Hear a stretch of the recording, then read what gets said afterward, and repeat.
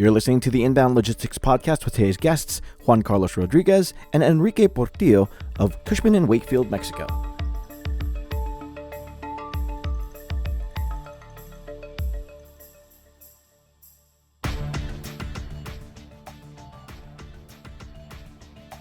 This is the fourth in a series of conversations with some of Mexico's leaders in supply chain and logistics as we discuss ongoing nearshoring developments in the country.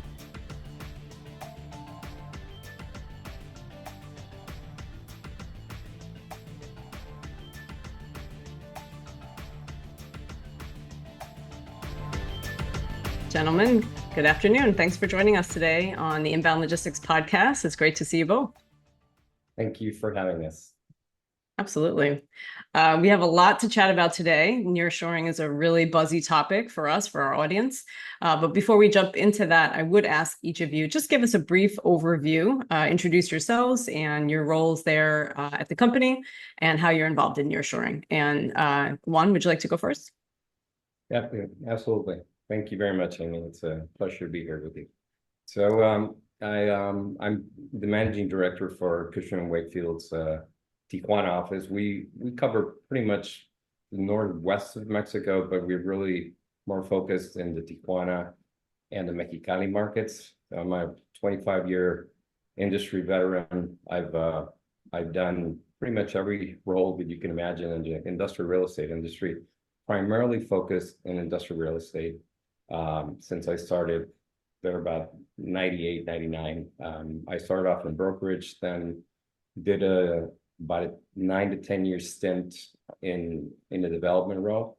I was lucky enough that I worked for the guys who founded what are now JLL and Prologis. So these guys were in their third iteration of our industrial real estate platform. And they were my biggest client back then, and I came to work for them.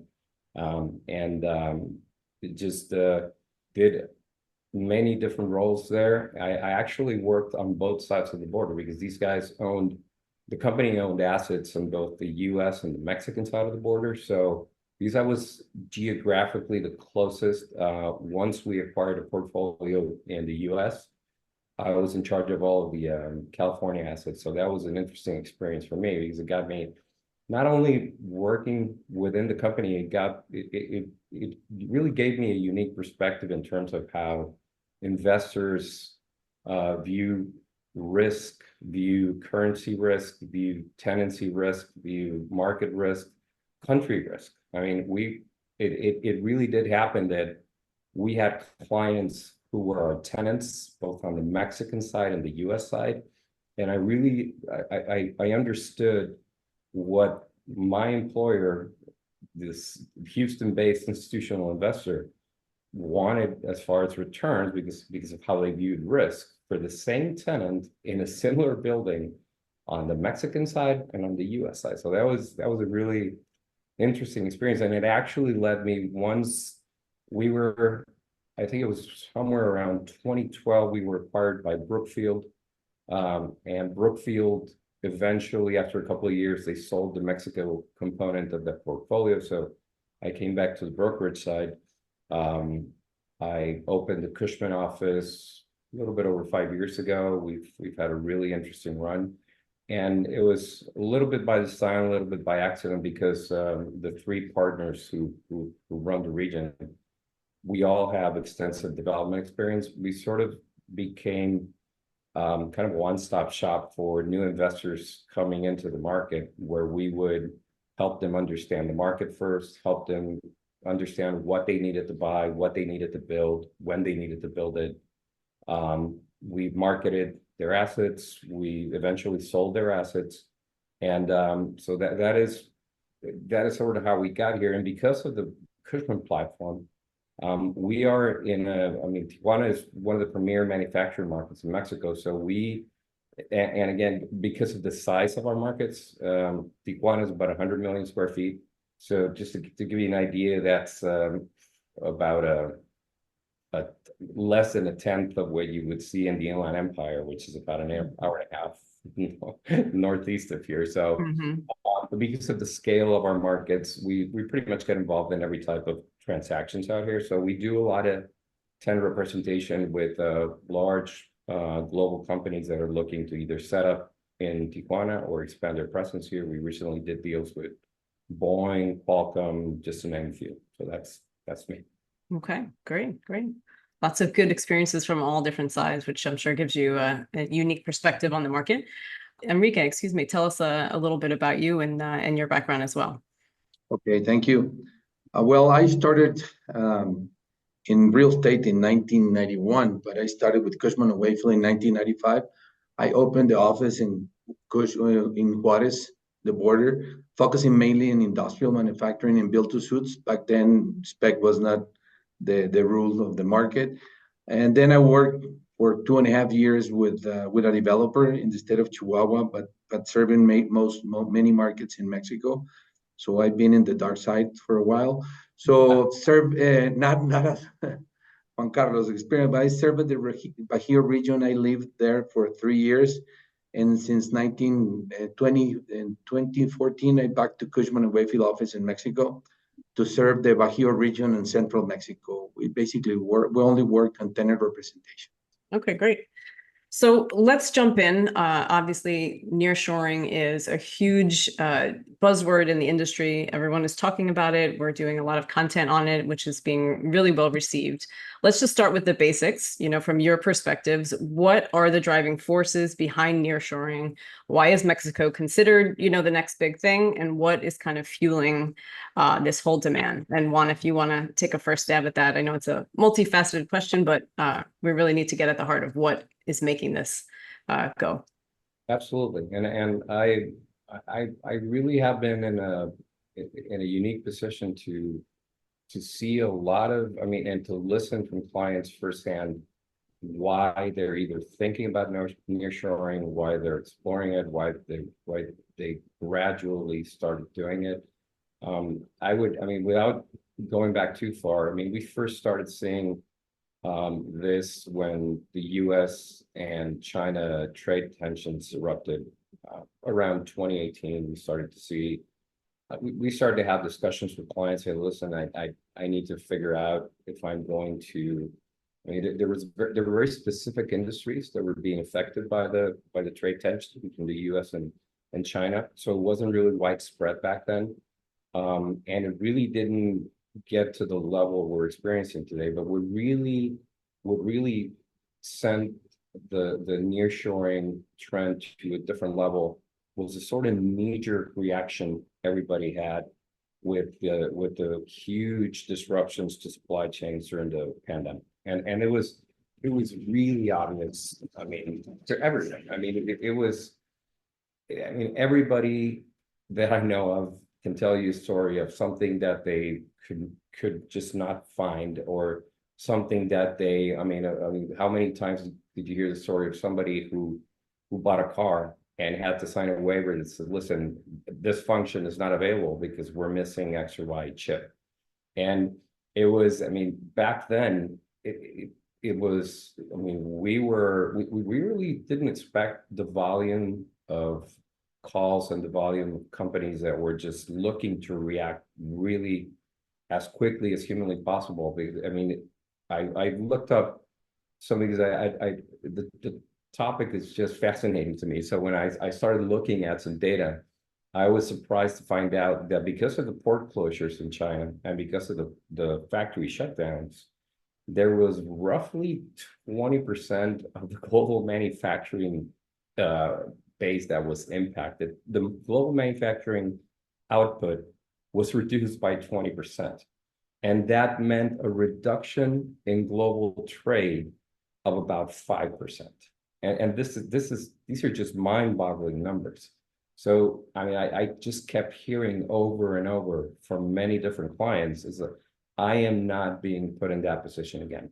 This is not happening to me again. Everything from shipping costs. I remember talking to companies that we were doing business with that were shipping products. They said, well, I was paying $1,400 for a container, and I'm paying over $20,000 now for a container. Not to talk about just the stuff that was not there to bring back. There were key missing components because when you look at China's role as the lead exporter on the planet, we everybody very abruptly found out how much we relied on very specific components in global supply chains from China. So that, I think that is the main driver. I mean, there's obviously different factors that play into it. I mean, I promise to let Enrique chime in here in a sec, but the one thing I mean, we keep hearing, I mean, sort of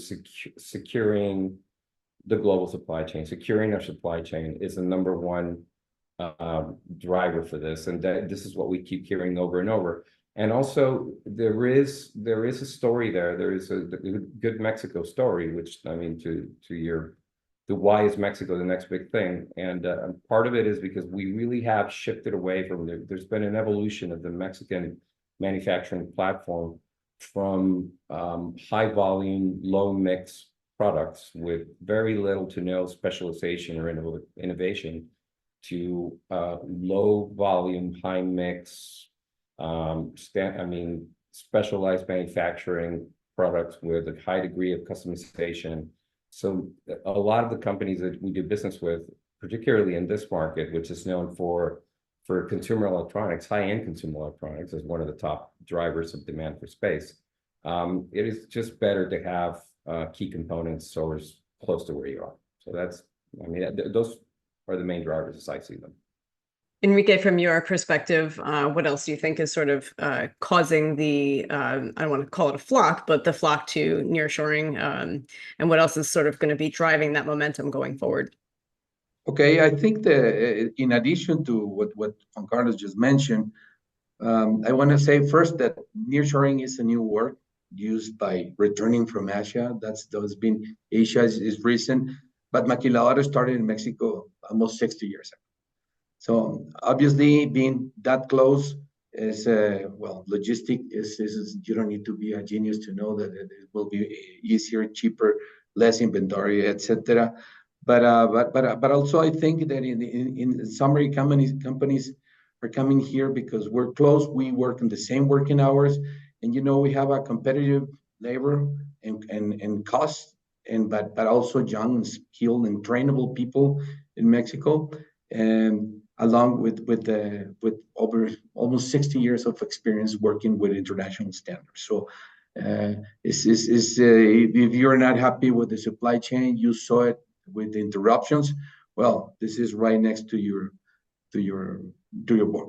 border.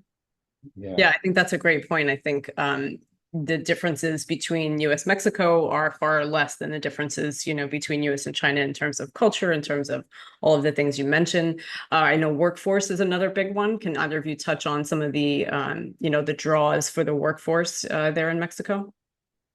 Well, part of that, and you're absolutely right. There is just a cultural familiarity between our two countries, and it really is when you look at North American supply chains, we're just completely intertwined. There are parts that are just made in Mexico, and they're key components. And I think, and before we get into specific sectors, I mean, automotive is the first one that sort of pops into everybody's head. But I mean, to Enrique's point, we have a young, educated population. I mean, comparatively, we're pumping out engineers. I mean, in many different technical schools throughout the country. So yeah, there is an element in terms of qualified labor force. It's just not just being able to make something cheaper, but being able to make something complex cheaper. So there is that component to it. And I mean, the one thing I remember hearing over and over from our clients is like, I am thrilled to have no more than a 3-hour, 2-hour time zone difference from the guys that I work with. I mean, the guys that are on my team that report to me south of the border. I mean, I don't have to be up at 1 a.m. having a conference call because the guys that report to me were back in Asia. So that is one of the things that is I just keep hearing it over and over how thrilled these guys are that specific process that they oversee is now closer to where they work. Yeah, that makes a lot of sense. Let's also talk about the trade agreements. Obviously, big election year here in both countries, so there's a lot that, it is unknown. It could be in flux, but there's history there of trade agreements between the two countries. How does that factor into the nearshoring dynamic? You want to take a stab at that, Enrique? Well, they started like in the first NAFTA. It's over 40 years, I think, old now, and really when that agreement, the trade agreement, started in the following 10 years or 15 years, it I don't know 10 times the impact on the trade among the countries, and now the new USMCA agreement, that is the one that is the second one or the follower of the original NAFTA. It keeps also helping to use more North America. Is That's their main purpose, and I think is good because it's also going in line with this nearshoring and these companies what they're planning to do. And aside of this agreement with Canada and United States, Mexico, I think, is by far the number one country with more trade agreements with countries all over the world. So that facilitate everything from incoming products or suppliers to operate here. And also, if you produce something here and you want to sell it to United States or Canada, that's good. But you can also go to other places in the world. So I think well, it was clear when the NAFTA was signed originally. It really exploded the trade between the three countries, especially Mexico and United States. Yeah, absolutely. Yeah, Okay. and to your question, Amy, and because we do have so many trade agreements in place with all these different geographical, centers of manufacturing excellence. When you're making something, a complex manufacturing products that have components from all parts of the globe, it does make it easier to qualify under the new USMCA rules if you're doing certain value add processes here, even though some of the parts may have come from Asia, some of the parts may come from Europe, but yeah, that is definitely one of the main reasons why USMCA rules were rewritten to make sure that more of the value add processes were just stayed within our region. Yeah, absolutely. Okay, great. So let's shift a little bit and then talk industry specific. I know you mentioned automotive and some consumer electrics before. What are the industries, that you're both seeing that are really kind of going into nearshoring, and, what industries really stand to benefit from using a nearshoring strategy?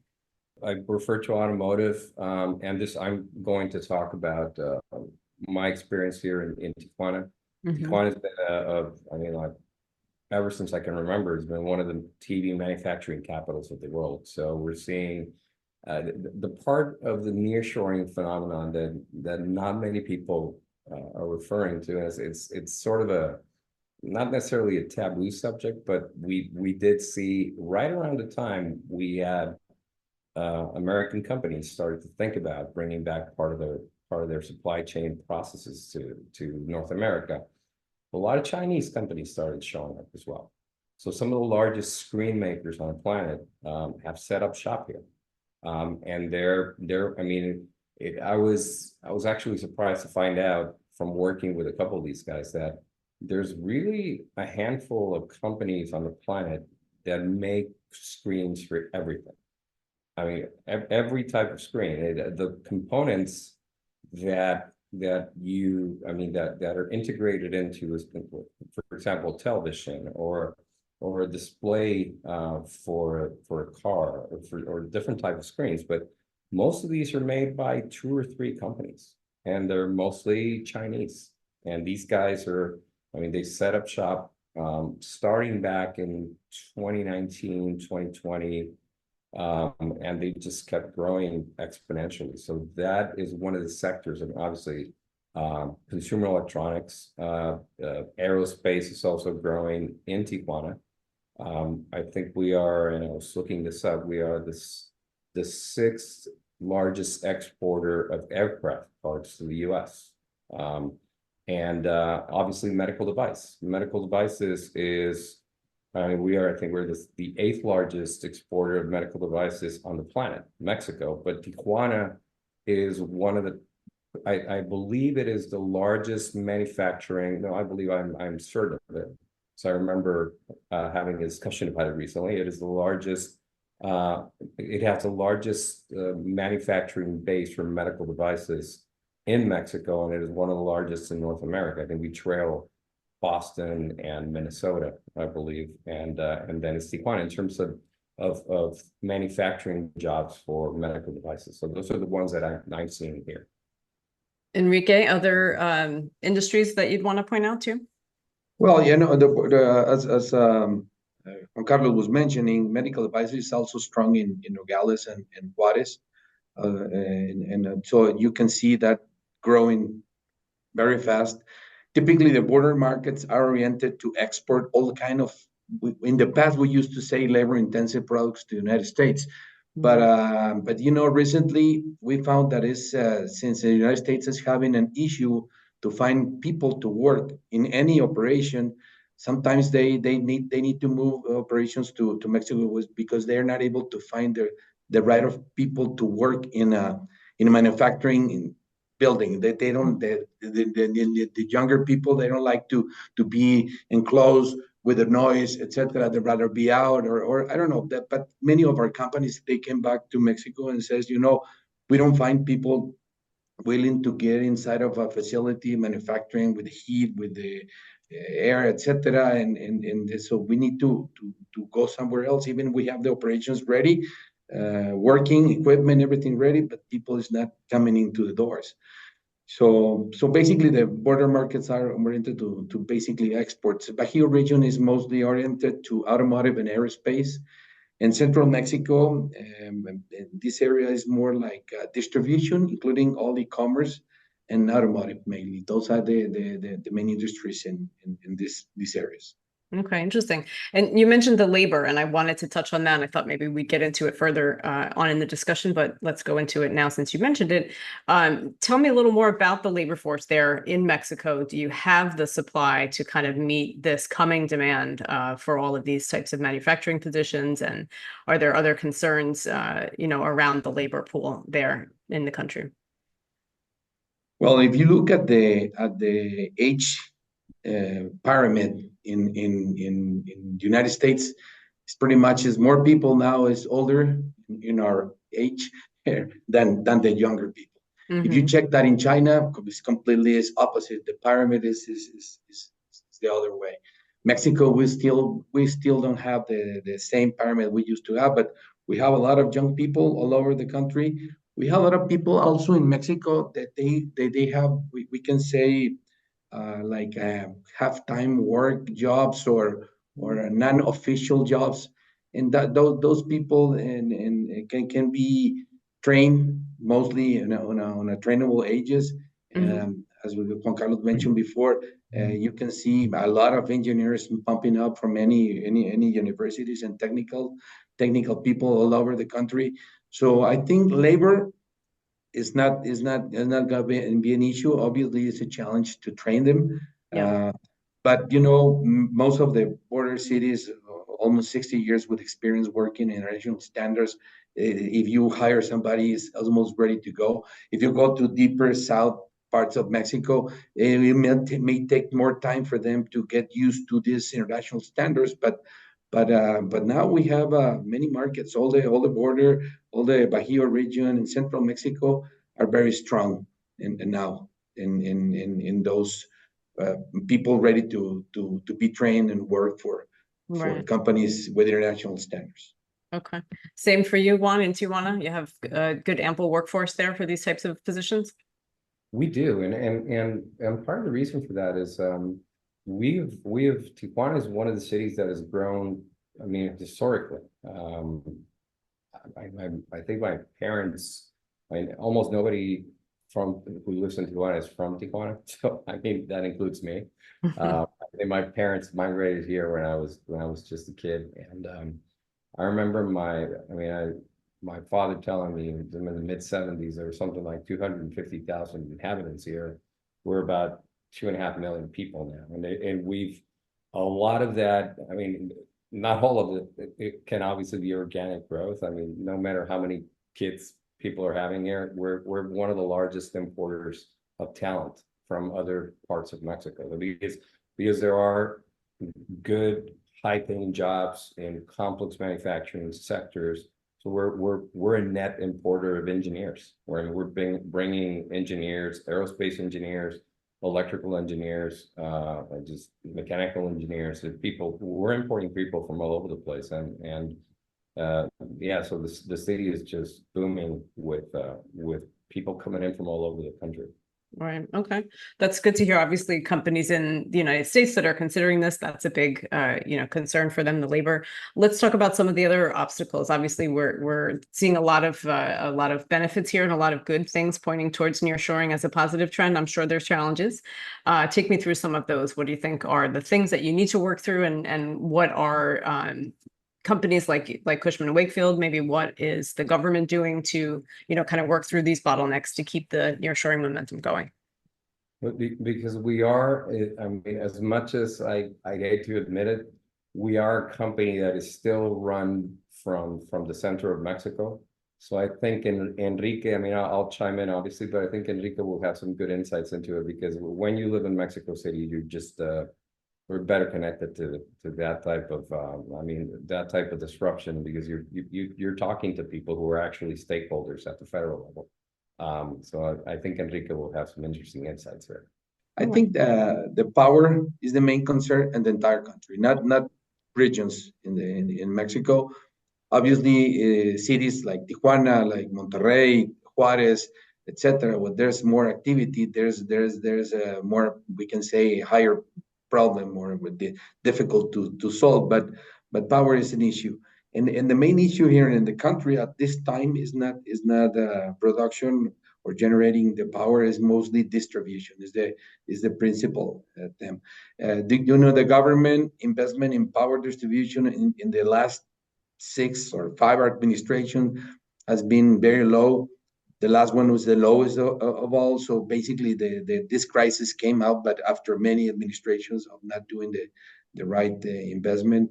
If you're a private investor, you need to go to the government agency for approval, the SENACE, in order to invest in distribution.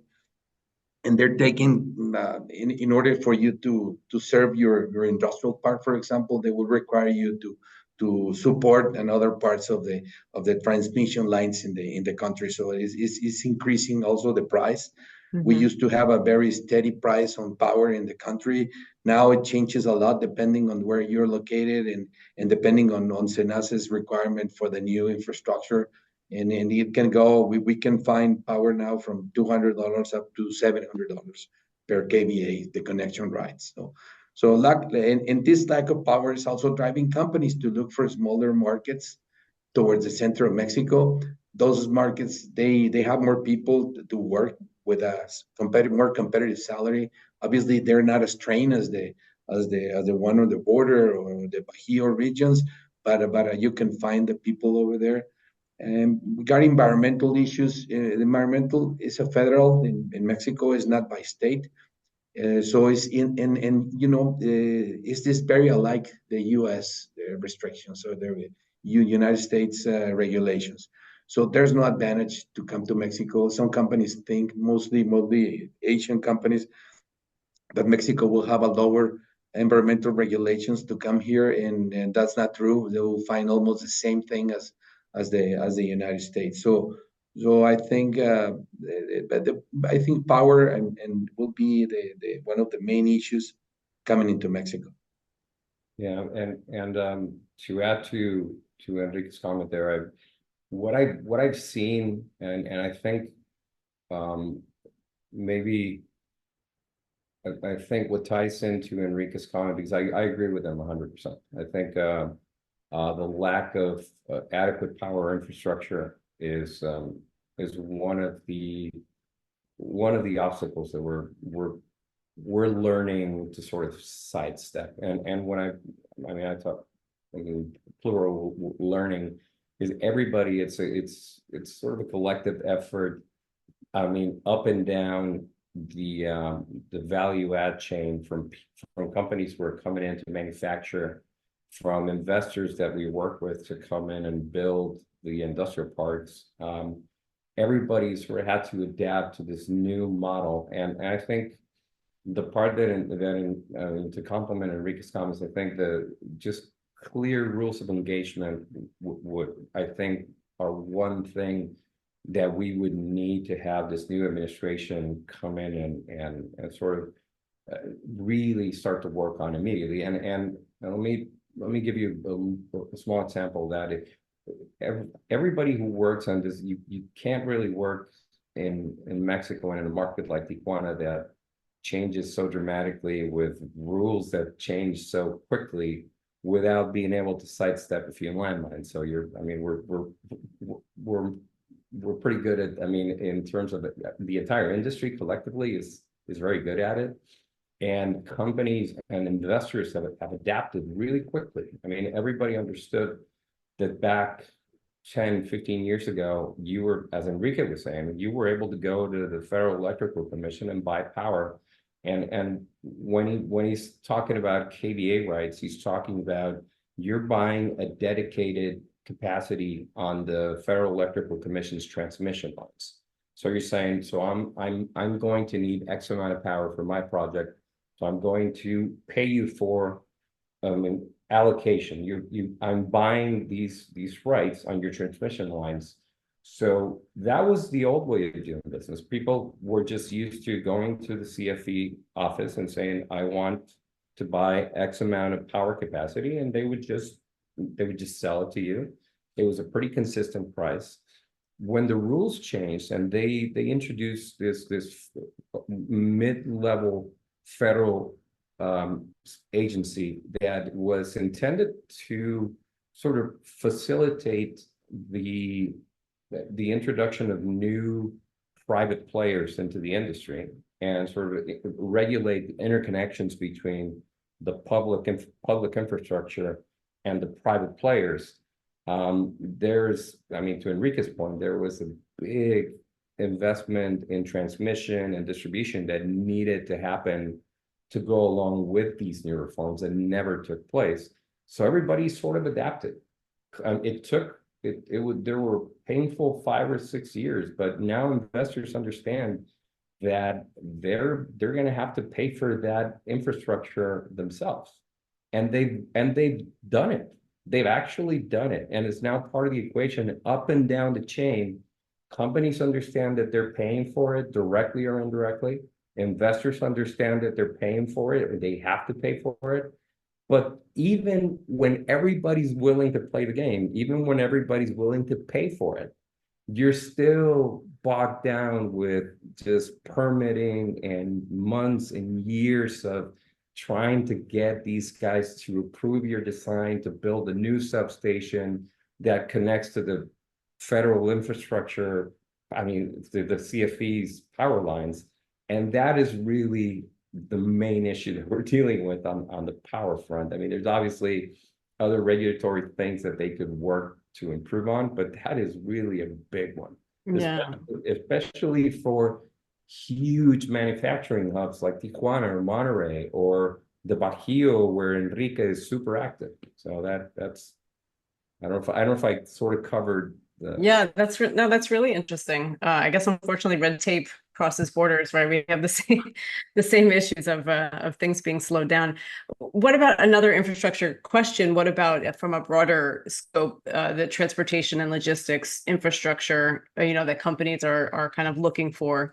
And obviously as an industrial development company, I know you're there to supply the manufacturing facilities. So talk a little bit about that, both from, in terms of distribution and manufacturing facilities, as well as logistics and transportation, infrastructure as a whole. How does that compare in Mexico, and how does that play into the nearshoring argument? Yeah, I think Enrique was talking about that. So you go ahead and talk about Mexico City, Enrique, because that is the premier distribution hub in Latin America. I mean, it's huge and it's booming, and Enrique is right in the middle of it. So go ahead, my friend.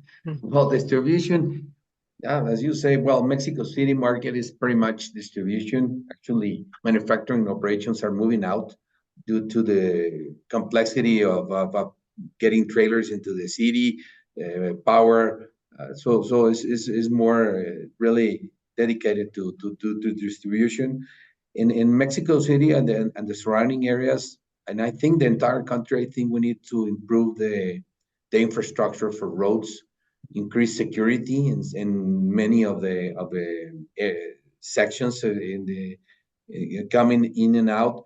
And if we're going to develop, or there's new companies coming to smaller markets, the infrastructure is not there yet. So, for example, the government is trying to push a lot on the Istmo de Tehuantepec. This is the competitor to the Panama Canal in order to move materials from one ocean to the other.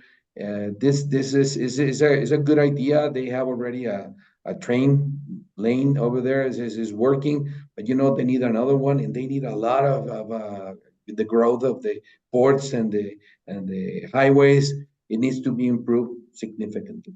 So the big movement from Mexico City, Querétaro, San Luis Potosí, Monterrey, and United States through Laredo, Texas, that's very efficient. Is actually transportation's costs are very competitive. As long as you stay on the Highway 57, numbers are more competitive than the rest of the. If you start moving, I don't know, 100, 200 miles away from that corridor, the transportation costs change, obviously. But yeah, I think investment in infrastructure, pretty much on highways inside Mexico, is the and obviously increase in the ports.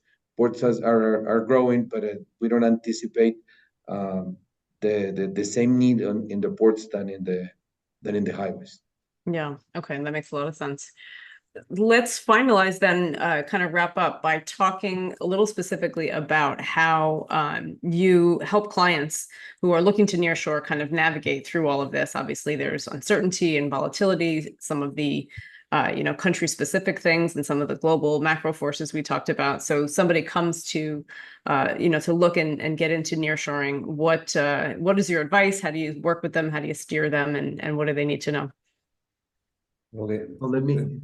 yeah, go ahead, Enrique. Okay. Go ahead. If the new client does not know where to go, because sometimes they already have I need to be in Tijuana or Monterrey.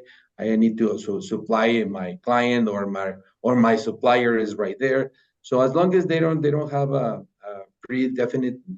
definitive location, I think the recommendation is to do like a city selection report, to include the labor costs, logistics, real estate, utilities. All these costs obviously change depending on where you're receiving raw materials or components and where you're gonna send final products.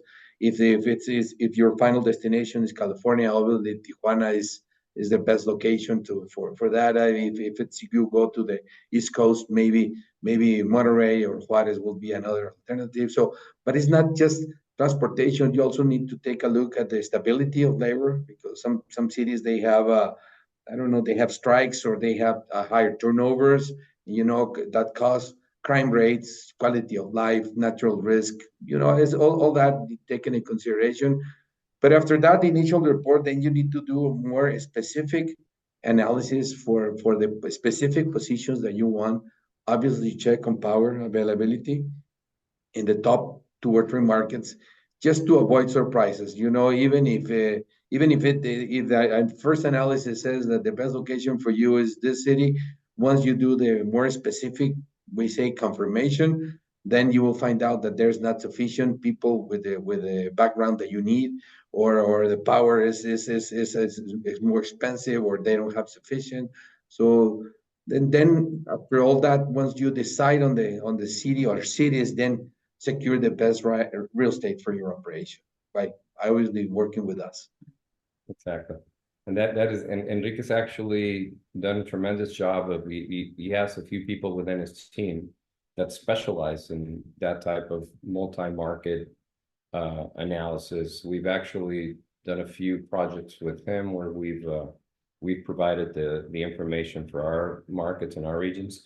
The way we do it in Tijuana is that because our entire team does have quite a bit of development experience. And again, because of the size of our market, we look at ourselves as, and it's funny when I work with my American counterpart, my Cushman and Wakefield US or European colleagues, I view myself as sort of a simultaneous translator, where I have to explain like a part of the power that I just outlined for you. We recently did a deal with a very large company that is in part of the semiconductor global supply chain. They're not necessarily semiconductor makers, but they're integrated into that supply chain. And the power issue is just, I mean, it was, people in Asia and Europe and in the US on calls, scratching their heads trying to figure out what a KVA was and why you needed to buy an unallocated percentage of capacity within a specific power grid in this very specific park where these guys were located and wanted to grow. And it took me hours and hours of calls just to explain that part of it. So, but we not only do that with user clients, we do that with investor clients. So we take investor clients, because obviously, I mean, there's a wave of investment. There's a lot of companies and pension funds and just institutional capital that is looking at coming into Mexico to take advantage of the nearshoring wave. And we're right at the epicenter of a lot of these discussions. I mean, these guys find us. Tijuana is one of the top destinations for institutional capital because they really like it. It's a complex market with a lot of barriers to entry. And it is difficult to understand because the topography here is definitely not conducive to building industrial. So your building cycles are just much longer than in the rest of the country. So there's different complexities that we help these guys understand. We help them understand what they're looking at when they're looking at something so they can properly underwrite whatever investment they're trying to make. So that's really where because we're sort of a jack of all trades here, because we're not only working with tenants and helping guide them through understanding the power issues, logistics issues, or regulatory issues. We connect them with the right people. If there's a very specific thing that is a major component of the operation, if there's tax issues that they have to be aware of, we connect them with the right people. I mean, but in terms of the companies that are coming in and building the parks where these guys are going to be leasing a building, we're right in the middle of a lot of these major investments. So we're fortunate to be in this market when the demand for space here and the interest by institutional investors has never been higher. So that's sort of how we fit into the equation. Yeah. Fascinating. Just very quickly on supporting the Juan Carlos, the new investors are coming into Mexico. Now we're seeing since the end of last year and this year, now not only Chinese companies coming to manufacture. Now we've seen investors that wanted to own real estate. They wanted to be the owners of the real estate leased to Chinese companies. Yeah. Because they know the companies, they feel comfortable with them, compared to the investors from another parts of the world that the Chinese companies is something that they cannot control. They don't see them going to China to collect if the subsidiary is not paying. So that real estate, there's not new investors considering Mexico as an alternative as well. Yeah. So the Chinese know that their countrymen are coming, so they're trying to get in and they're trying to crash the party themselves. Yeah, makes a lot of sense. Well, like you said, it's a constantly changing market and dynamic, even just within the nearshoring umbrella itself. It seems like there's a lot going on there. So, all right, great. Is there anything else that you want to touch on that we didn't already talk about that you think would be beneficial for our listeners to know about nearshoring? Well, really that, I mean, there is just that the Mexico story is, like Enrique pointed out a few minutes ago, is really one that is 60 years in the making. So there's obviously a great deal of knowledge transfer, technology transfer, and just the transfer of, I mean, look at our industry, for example, of transfer of business practices. I mean, our industry is, I mean, in many instances, identical, or it's modeled after the U.S. industrial real estate development industry. It really is. So when you, I mean, that part of the equation, just feeling like you're coming to an environment where you are not only talking to somebody who really understands U.S. business practices, and actually emulates U.S. business practices. I mean, it just makes it easier for people to get comfortable with the idea that they're going to explore relocating part of their operation south of the border. It just takes a lot of the, I mean, a lot of the fear and a lot of the complexity away. That's the role that we play. We've been playing it, I mean, in Enrique's case for over 30 something years, in my case for over 25 years. So we're just happy to be at the intersection of all these cool, new, interesting phenomenons, and all these different investments, trying to look at how to capitalize on just being next to the largest economy on the planet. Yeah, absolutely. Enrique, any wrap up from you? And do you want to maybe look into the future a little bit, since you have the expertise there? In 5 years or in 60 years, where will we be with nearshoring in Mexico? Well, I think it will continue, as we mentioned before. It has been happening for over 60 years now. And you know, one important part here is we have a lot of people in Mexico that they dedicate themselves to help companies coming to Mexico. There's famous soft landing. So if you're with the right people, they will give you the right advice, and you will avoid many problems, many conflicts with not complying with Mexican law, etc. So I see that the Mexico is very easy. It's a big industry. Juan Carlos was mentioning, but this is not just brokers. There's attorneys, there's accounting, there's construction, companies that helps to relocate machinery from one country to other to install. So it's very easy to come to Mexico, and a lot of people with this expertise, and this has been helping the now nearshoring. In the past, maquila, we used to call it, but it will continue. We can see that this will continue, and many companies that wants to serve the U.S. market or North American market, it's the logical step to come to Mexico in order to have a more competitive and improve their supply chain. Fantastic. Well, thank you both. Really appreciate your time and lots of fascinating insights that I know will be of great use to our readers and listeners. So thank you. Thank you very much for having us, Amy. Absolutely. Thank you. Inbound Logistics Magazine is the information leader in supply chain and logistics management. Start your free print and digital subscription today by visiting bit.ly/getil. That's bit.ly/get_IL and stay ahead of the 3PL game.